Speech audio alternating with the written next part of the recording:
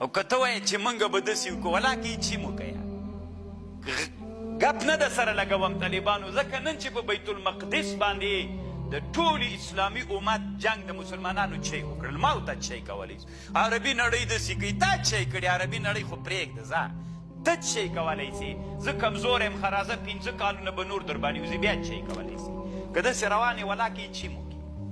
یې چی ملاکه وکړي هسې چټي لګیا یو څه ځوانان مسلمانانو کې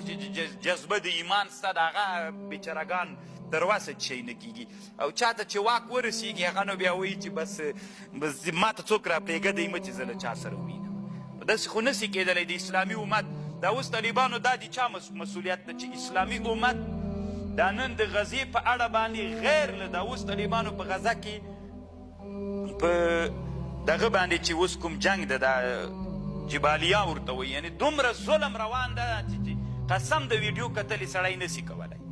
نو دغه به څوک کوي په اسلامي امت کې چې د اسلامي امت یو رهبر راپورته سي ټول اسلامي امت باندې وګرځېږي چې دا جنگ که نور یې نه بله اسلامي جنگ خو ظلم خو ده که نه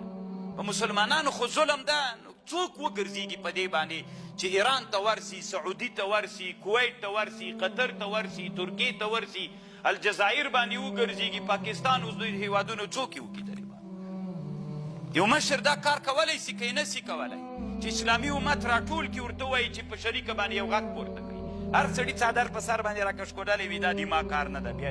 د چا کار ده د پلار کار مې ده که د نیکه کار مې او د ما او تا خبرې ته خو څوک غوږ نه نیسي وي ملا خپلې خبرې دې کوه ډېر غږېږه مه څوک یې وکړي دا کار به اوس څوک کوي داسې خو طالبانو دا څو ورځې ویډیوګانې وینئ یعنې دومره ظلم روان د قسم په الله خو مسلمانانو ځانونه میږي جوړې کړي هر څه وي د ما کار نه ده